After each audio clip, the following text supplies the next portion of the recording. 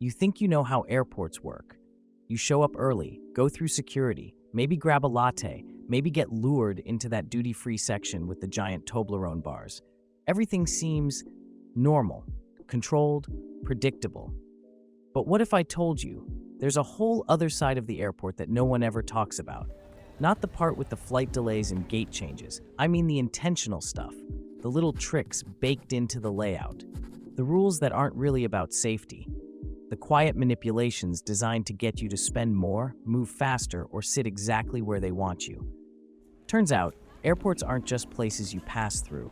They're machines, behavioral machines. And once you start seeing how they're built, you'll never walk through one the same way again. So let's do this. Let's break down the secrets you were never supposed to notice. Because the most powerful tricks are the ones hiding in plain sight. You've heard it 1,000 times. Get to the airport at least 2 hours before your flight.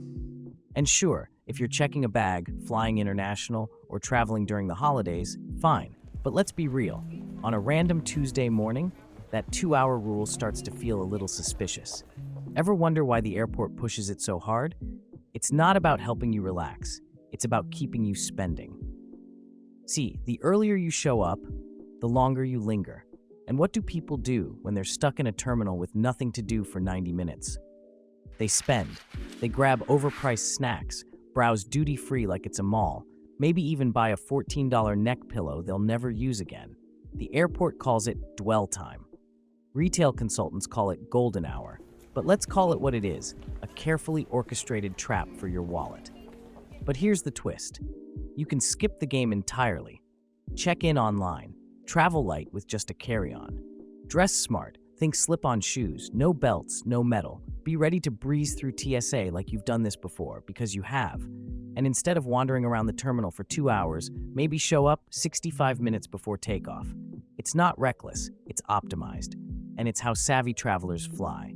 Now, does this work every time? No. Some airports are chaos. Some days are cursed. But most of the time, you'll be the one boarding calmly while everyone else is still finishing their airport burrito. Time is money, and in this case, saving time might just save you both. Ever notice how the comfiest seats in the airport aren't anywhere near your gate? You'll find them just outside the luxury watch store, or tucked next to a perfume display.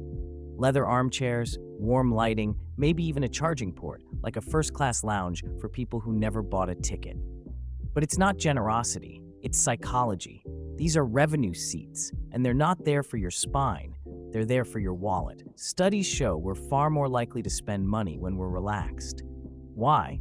Because when your brain thinks you've earned a break, it gives you a little dopamine boost. And dopamine loves a reward. That's when the terminal becomes a shopping trap, disguised as a chill zone. So airports started planting these cozy little setups near high-margin stores. The goal? Get you to sit, breathe, unwind, and start browsing. Slowly, casually. One scented candle here, a luxury hand cream there. Before you know it, your carry-on's heavier and your credit card's lighter. This works especially well right after security, what retail experts call the golden hour. You've made it through TSA. You're relieved. You're not thinking straight. And what's waiting just past the scanner? A duty-free maze, framed by a couch that says, "Treat yourself." So next time you melt into one of those airport sofas and find yourself tempted to buy a $60 candle with zero regrets, just know, you didn't wander into that store by accident. You were guided, gently, and neurologically. You just made it through security. You're hot, tired, and your bottle's empty. Right on cue, you spot a water fountain. Score, right? Not so fast. That fountain may look like a lifesaver, but according to multiple studies, it might be the most contaminated surface in the entire airport. A report by Water Filter Guru found that airport fountains can carry over 30 million CFUs of bacteria per square inch. That's more than 50,000 times the bacteria count of a toilet seat. And the worst part? The little button you press. One test found over 21,000 CFUs right there, making it one of the top 3 dirtiest surfaces in the airport, just behind self-check-in kiosks and gate bench armrests. And people who work in airports aren't shy about it. One Reddit user wrote, "Worked at LAX for 5 years.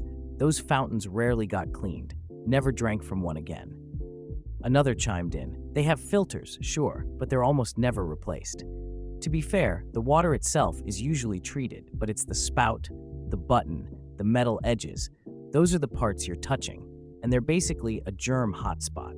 If you have to use it, avoid touching the spout with your bottle. Just fill it up and move on. Or better yet, bring a sealed bottle or use a filtered filling station near your gate, because that free sip could cost you more than you think. What if the most affordable food in the airport isn't in the terminal at all? Sounds backwards, right?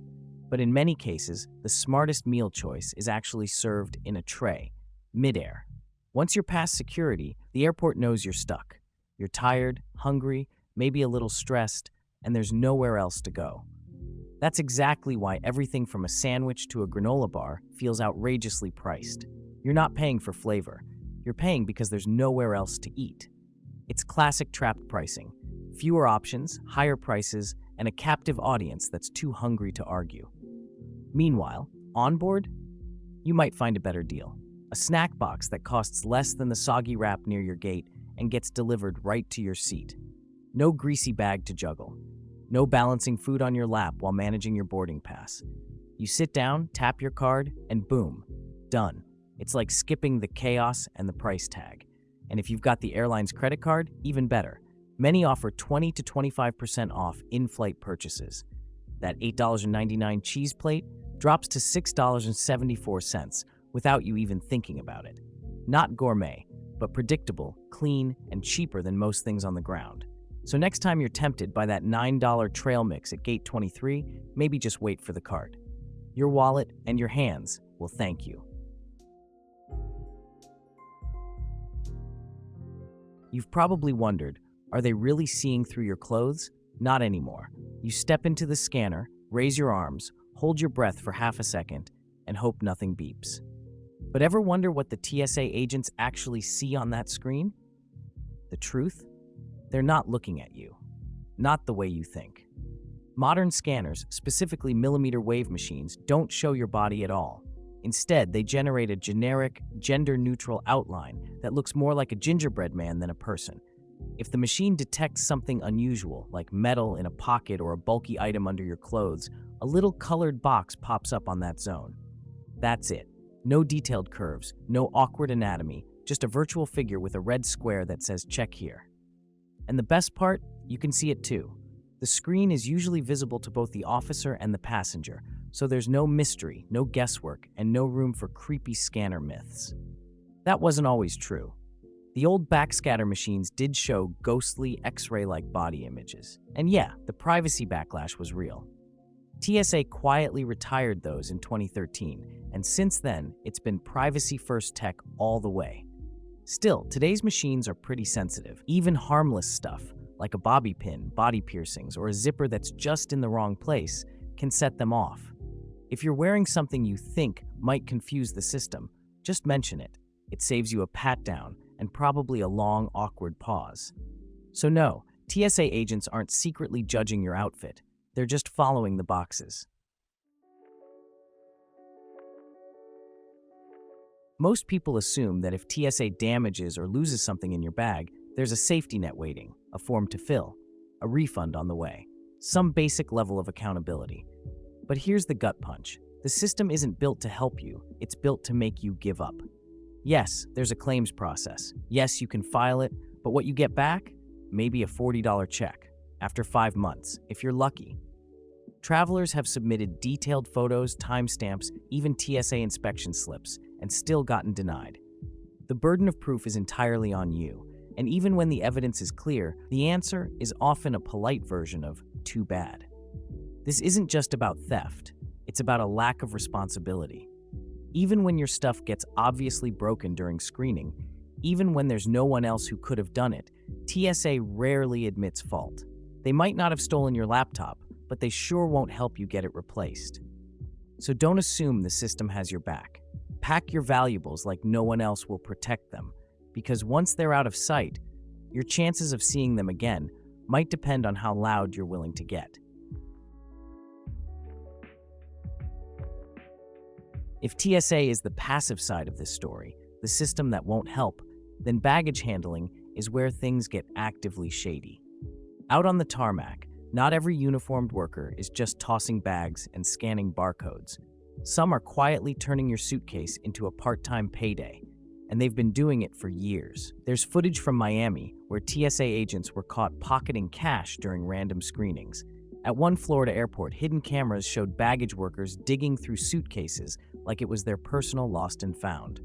One guy at Newark pulled off a 4-year theft spree worth almost $800,000. His excuse?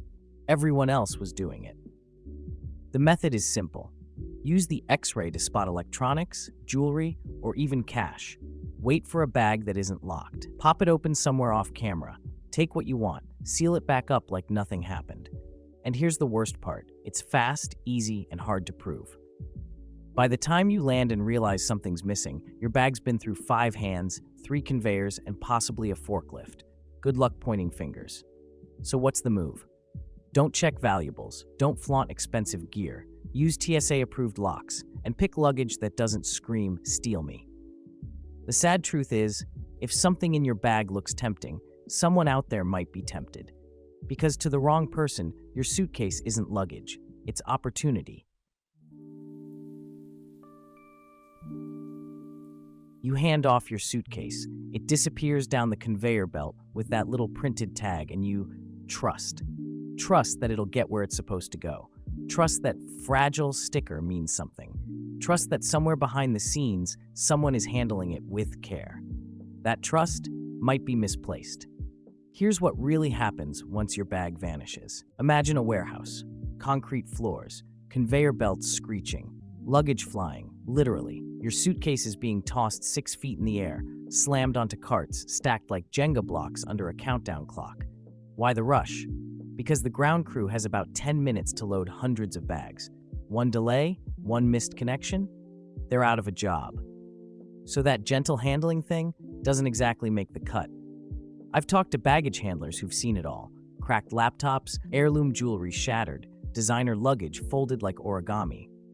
One guy watched a hard-shell case get punted by a robotic arm straight off the belt, like a $300 Coke can meeting a forklift. And it's only gotten worse post-pandemic. Less staff, more automation, more oops, wrong bag moments. And when the system's overwhelmed, your suitcase becomes just another piece in the chaos. So what do? Stop treating checked luggage like a vault. Never, never put valuables inside. Use a solid hard-shell case. Wrap it if you must. And if you love something enough to worry about it, it belongs in the overhead. Or better yet, in your hands.